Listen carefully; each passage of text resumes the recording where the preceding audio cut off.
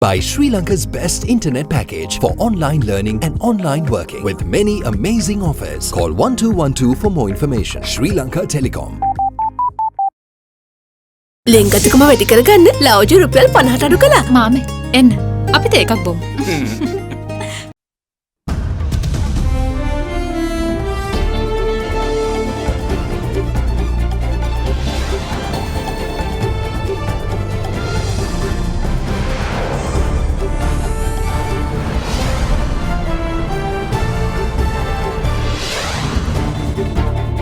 Tonight, neither the beginning nor end in sight.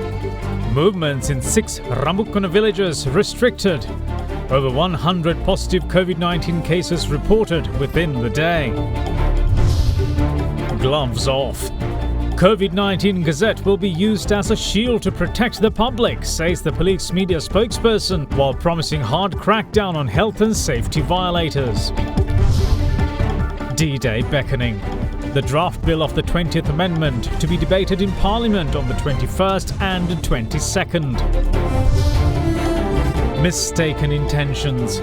Ex-Minister Khabib Hashim says post-Easter attack resignations by Muslim ministers were to protect the government and not in support of Richard Badud.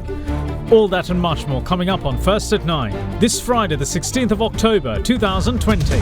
Nava Sunlight Sakura. Then Dikukal Pavatina Sakura Mal Suandin. From AdaDerana, this is AdaDerana First at 9. Live from Studio 24 in Colombo. Good evening and welcome to First at 9. I'm Dhamika Kanaka. Let's start with your local stories. With the pandemic, of course. Now, Sri Lanka's brand new COVID-19 cluster, which emerged from the Minuwangoda apparel factory, surged past the 1,900 mark today with a confirmation of over 100 cases.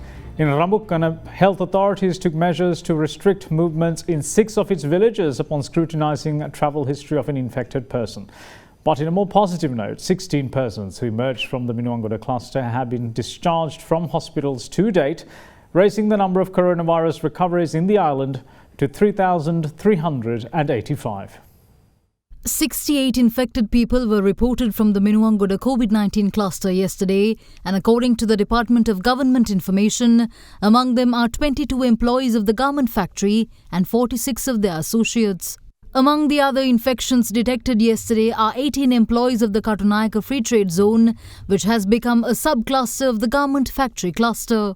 With that, the number of COVID-19 infections confirmed from the Free Trade Zone has risen to 135. The prevailing situation in the country has led to 19 police areas being placed under quarantine curfew, with Katunayaka police area being the newest addition. In such a backdrop, shops selling essential commodities and pharmacies in the curfew areas were given permission to operate from 8 a.m. to 10 p.m. today. මේ දැන් අද police වසම් 19 ආශ්‍රිතවම වෙළඳසැල් විවෘත කරන්න දීලා තියෙනවා. උදේ 8 ඉඳලා රාත්‍රී 10 වෙනකල් පැය 14ක්. ඒ වගේම සතියන්තේ හම්බෙන්නේ නැහැ මේ සහනය. ඒකින්ද අද දවස ඇතුළත මේ ප්‍රදේශීය ජනතාව වෙළඳසැල් වලට ගිහිල්ලා ඒ උපරිම සේවාව ලබා ගන්න ඕනේ.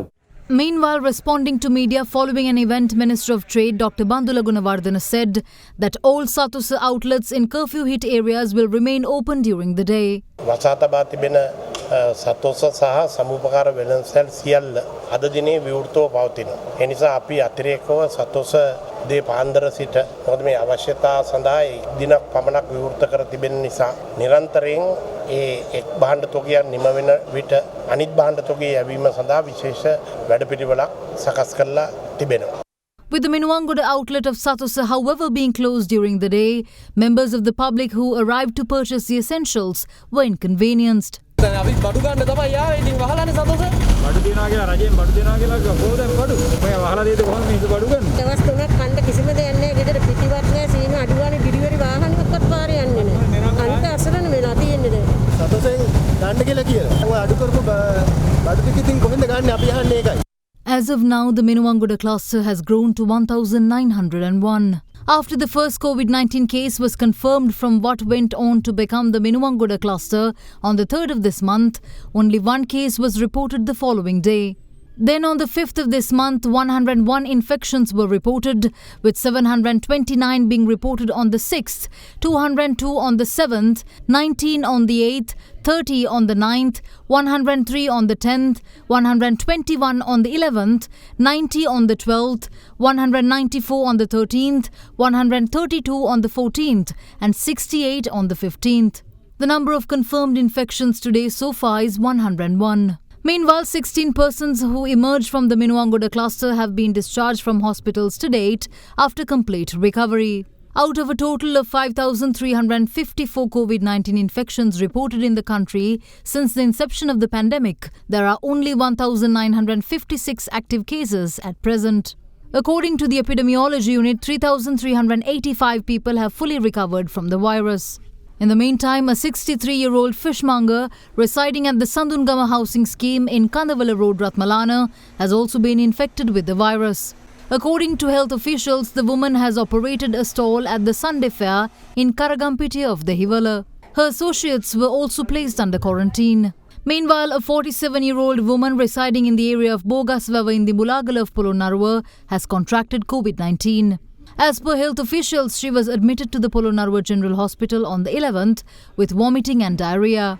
Due to having a sore throat, she was subjected to a PCR test, which then returned positive. She had also attended an eye clinic on the 1st, conducted by a member of the clergy in the area of Nittambuwa. Elsewhere, movement are restricted in the villages of Iriyagolla, Amullambe, Penghena, Boraluwa, Kirivallapitiya and Alavatta, which fall under the jurisdiction of the Rambukkana MOH division. The move came after an infected person employed at a garment factory in Kalagedihena was detected from the area of Iriyagolla yesterday.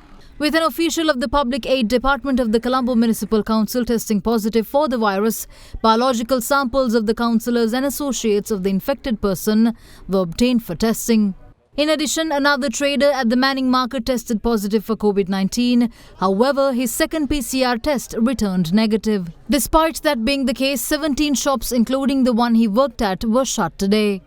Meanwhile, a musical performance was held last afternoon to lift the spirits of the patients and staff members at the Neville Fernando Hospital, which was converted into a COVID-19 treatment centre.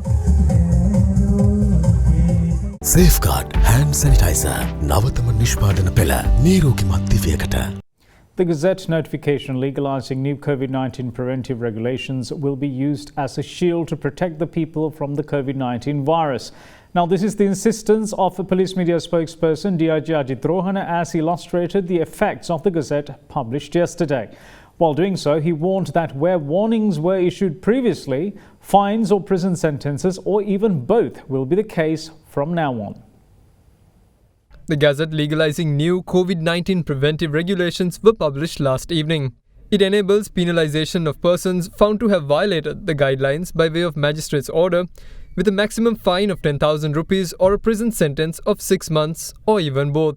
According to the Gazette, it will be mandatory for all persons entering businesses or service establishments and all those commuting in public areas to wear face masks and maintain a distance of 1 meter from each other. In addition to that, temperature checks must be performed on all those who enter the premises while ensuring that adequate hand sanitization facilities are provided. Businesses and service centers will also be required to maintain a record of persons frequent in the establishments, including the name, national identity card number, and contact details. Conductors and drivers of public transport, meanwhile, must ensure that social distancing is observed by the passengers. Set එකට අනුව අලුත් දේවල් තියෙනවා. අපිට මෙච්චර කාලයක් දුර තියාගත්තේ නැහැ කියලා යම් කිසි කෙනෙක් පොදු ස්ථානික නැත්තම් තමුන්ට සෙනඟ වැඩියෙන් ඉන්න ස්ථානික අපිට ක්‍රියා කරන්න නීතිමය ප්‍රතිපාදනයක් තිබුණේ නැහැ. දුර තියාගත්තේ නැත්තම් අපි අවවාද කරා ඒ වගේ කටයුතු කළේ. අපේ එකම බලාපොරොත්තුව මේ ගැසට් නිවේදනයේ ජනතාව කොවිඩ් රෝගයෙන් ආරක්ෂා කරන පලියක් නැත්තම් ෂීල්ඩ් එකක් හැටියට පාවිච්චි කරලා මේ රටේ ජනතාව ආරක්ෂා කිරීම. මේ ගැසට් නිවේදනයේ සඳහන් කරුණු වලට යම් කිසි කෙනෙක් පටහැනිව කටයුතු කරනවා නම් අද ඉඳලා ඒ අය අත්අඩංගුවට අරගෙන අධිකාරියට ඉදිරිපත් කරන්න පුළුවන්. රුපියල් 10000ක දඩයකට සහ මාස 6ක හිරදඬුවමකට ලක් කරන්න පුළුවන් අධිකාරියට ඔවුන් වැඩිකරු වෙනවා. With the Gazette in effect enabling legal action against those violating the stipulated health and safety protocols, the police monitored the behavior of the public today. They took measures to warn persons who were not wearing face masks in public. The police also gave face masks to those who didn't have any. In the meantime, the Mirihana police took measures to rehabilitate 12 homeless persons found within the area of Nugegoda, while the public market in Nugegoda was disinfected. Meanwhile, passenger information was recorded at the central bus stand in Peta today as per the directive to maintain a record of passengers using the public transport.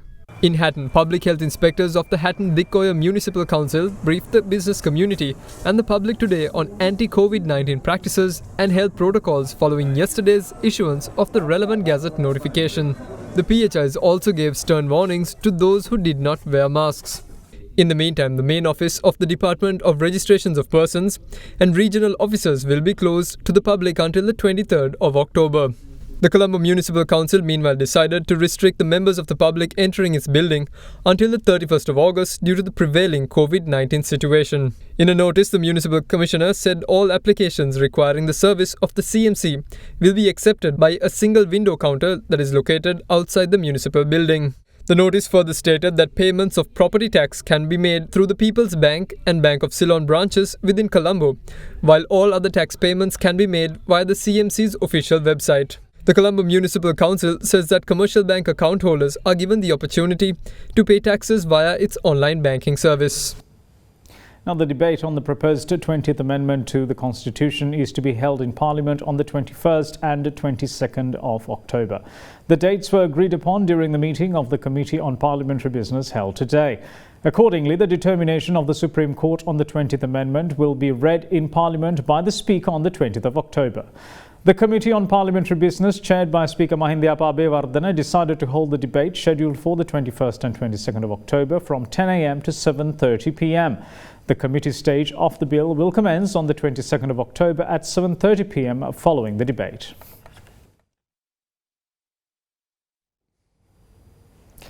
Former Minister Khabib Hashim told the Easter Attack Presidential Commission that the mass resignation of Muslim ministers on the cusp of a no-confidence motion against Minister Richard Badud following the attacks was done to force Badud to step down after his refusal to do so. He added that no-confidence motion against Minister Badud, citing links to the attacks, was an opposition ploy to weaken the government. Hence, the only way to have avoided such a situation was for all Muslim ministers to resign. The Samagi Janabalawege MP denied the idea that Muslim ministers in the government at the time resigned out of solidarity with the embattled minister. Former Minister Khabib Hashim appeared before the Presidential Commission of Inquiry investigating the Easter Sunday attacks for the first time yesterday. At the outset, the Commission questioned the former minister on the near-fatal shooting of his coordinating secretary, Mohammad Razi Mohammad Taslim, by Zaran Hashim's group for assisting the CID in locating the Vananta Villua training camp that contained a large cache of explosives. The Court of Appeal judge at the Commission asked the MP, "Did you not take up the shooting of your coordinating secretary by this group at the cabinet meeting?" The MP replied, "I did speak about it, because after the destruction of the Buddha statues in Mavanella, the CID requested for a Tamil speaker with local knowledge of the Vananta Villua area to assist them in their investigations. That is why we gave them Taslim. The only two people who knew that he was working with them was the CID officer and I." However, someone posted a photograph of Taslim at Vananta Villua on Facebook. After this, Taslim was shot in his head by someone. To date, he remains bedridden. At the cabinet, I kept on saying that this was some sort of a signal and it must be investigated. I told them that this could also lead to threats against me as well. To this, the President told me that he would invite me to the National Secretary Council meeting where I could brief them on the situation. However, even though I was looking forward to doing so, I was never invited. Following this response, the senior state counsel at the commission asked the MP, "Can you explain to us why all the Muslim ministers in the government at the time resigned after the Easter Sunday attacks?" MP Hashim replied, "At the time I was the chairman of the United National Party. The opposition brought a no-confidence motion in Parliament saying that former Minister Richard Badud was involved in the Easter attacks. However, the no-confidence motion was actually against the government. At the time, our ministers discussed and decided that we couldn't win this. Our people said that if we vote for Richard's no-confidence motion, we won't be able to step foot in our electorates. Because of this, we decided to abstain from the vote. I spoke to Prime Minister Ranil Wickremesinghe and told him that if we do abstain from voting, the opposition would win. We decided to ask Richard to step down, but Richard Badud did not agree to this proposal. Following this, all the Muslim ministers decided to step down together because then it would force Richard Badud to do the same. All Muslim ministers resigned their portfolios. We realized that with Richard just an MP again, it would be easier for the police to carry out the investigations. That was the only decision we could have taken at the time due to the situation in the country. The senior state counsel then told the MP, "It seems that despite being a public representative, you in fact were only thinking of your party at the time. In truth, the no-confidence motion was only against Richard Badud and not the government. Your resignations were then really in support of Richard Badud, weren't they?" The MP replied, "No, that is a wrong statement. I resigned on behalf of the government. The parliamentarians did not want to have to vote for him. We resigned only to force him to do so as well. We wouldn't have had an issue if it was only him resigning. The government would have collapsed if the opposition won the no-confidence motion. That is why we did it. We didn't have any need to protect Richard Badud." Following this, the senior state counsel asked MP Hashim, "Did one of the Easter attack suicide bombers call you 2 days before the attack?" The MP replied, "No, I was summoned to the CID HQ last December. They questioned me regarding a 174-second phone conversation with someone named Hakim. I told them that I had no recollection of such a call. They then informed me that this person named Hakim was the brother of the Easter bomber who detonated his bomb at the Devila Tropical Inn." We will see you shortly after this break. Stay with us. Ceylon Bank, the bank with a heart.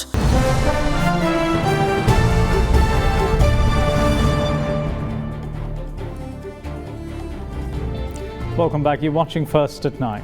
Now, notorious underworld figure Janith Madhushanka, operating under the alias Podi Lassi, who was arrested and remanded for threatening the VIPs, was granted bail today. He, however, will continue to be held by the Criminal Investigation Department under detention orders. The Galle magistrate delivered the order when the suspect was produced before court today, with 10 President's counsels appearing for the defendant. During the proceedings, it was revealed in open court that Podi Lassi had used cosmetic products which weighed approximately 5 kilograms in total while in remand custody at the high-security Bursa prison. The focus of the judicial members fell on how the products were smuggled into a maximum security prison. The suspect was released under cash bail of 100,000 rupees and 4 sureties of 1 million rupees each. Podi Lassi was named as the second suspect in the case filed over the death threats made in public at the Bursa prison against the President, the Defence Secretary and certain high-ranking officers of the prison's department. Now, 2 persons were killed today after a temporary elevator collapsed at a clothing store located in Dharmashoka Mawatha in Kandy. Our correspondent said that 2 masons who were carrying out repairs at the building died in the incident. The elevator had collapsed when they were taking bags of cement upstairs. The deceased have been identified as a 54-year-old from Kandy and a 57-year-old from Katugastota. Kandy Headquarters Police is conducting further investigations. Now, veteran actress Anula Bulatsinghela has passed away at the age of 73. Family sources said that she passed away this morning while receiving treatment at the Sri Jayawardhanapura Hospital. Anula Bulatsinghela was popular for her numerous acting roles in Sri Lankan cinema, teledramas and stage dramas. She was also an accomplished singer. Anula Bulatsinghela is the wife of veteran playwright, poet, stage drama producer and lyricist Lucian Bulatsinghela.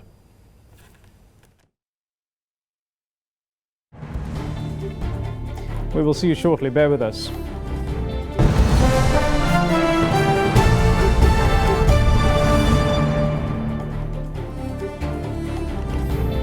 Welcome back. This is First at 9. Now, as CID investigators struggle to locate absconding former Minister Richard Badud, the Court of Appeal today said that the writ petitions filed by the MP and his brother Riyaj Badud seeking injunctions against their arrest will be taken up on the 20th of October.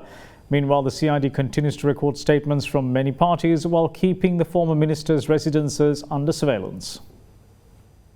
With former Minister Richard Badud still to be arrested 3 days after 6 criminal investigation teams were deployed to bring him in, the Attorney General urged the acting IGP to act without any further delay and avoid bringing the justice system to disrepute. Former Minister Badud faces charges of misappropriation over 9.5 million rupees from an IDP project run by his former ministry during the 2019 presidential election to pay for the transportation of over 10,000 internally displaced persons from Putlam to polling stations in Mannar aboard 222 SLTB buses.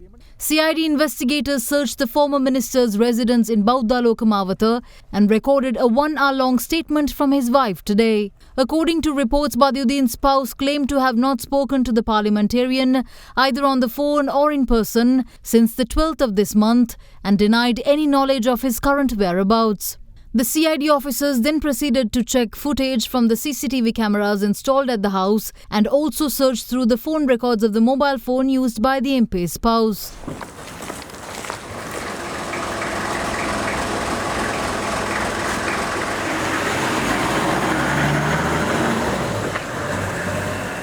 Further, CID officers also visited the residence of opposition leader Sajid Premadasa at the Royal Park apartment complex in Rajagiriya this afternoon and recorded his statement for an hour. Following this, a media statement was released by the opposition leader's official media unit. Meanwhile, another team of investigators visited MP Rauf Hakim's residence at Havelock City this afternoon and recorded a statement from him as well. අද උදේ මගෙනුත් ප්‍රකාශයක් ගත්තා. එතුමාගේ දුරකථන ඇමතුමක් ගිය 10 වෙනිදා මට අරන් තිබුණා. තඩුංගුර ගැනීමේ නීතිපතිතුමාගේ ඒ නිර්දේශයෙන් පසුව නෙවෙයි මට ඒකට කලින් ඒ දුරකථන ඇමතුම ලබා දීලා තිබුණේ. ඉතින් එතුමා සුළු කාරණාවක් පිළිබඳව මගෙන් විමසීමක් කළා විශේෂයෙන්ම 20 වෙනි සංශෝධනීය ඡන්දය දීම පිළිබඳව. ඒක හැර වෙනත් මොකුත් කතා කළෙත් නැහැ. මම නම් හිතන හැටියට එතුමා මේ ඉක්මනට තීරණයක් අරගෙන ඉදිරිපත් Meanwhile, the Court of Appeal today set the hearing of the writ application filed by Richard Badud seeking an injunction against his imminent arrest to the 20th of October.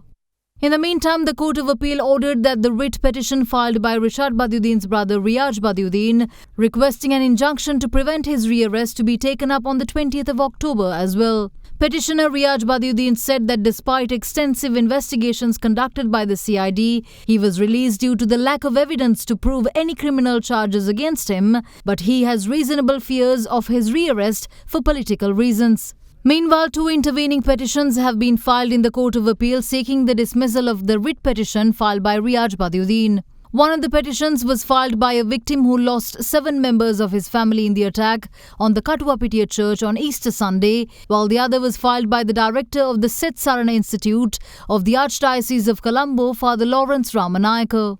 In one of the intervening petitions filed, Father Lawrence Ramanayaka has stated that it was unacceptable that Riyaj Badud, who was initially arrested during Easter Sunday attack investigations, was released by the Criminal Investigation Department, despite the police media spokesman having previously stated that sufficient evidence exists.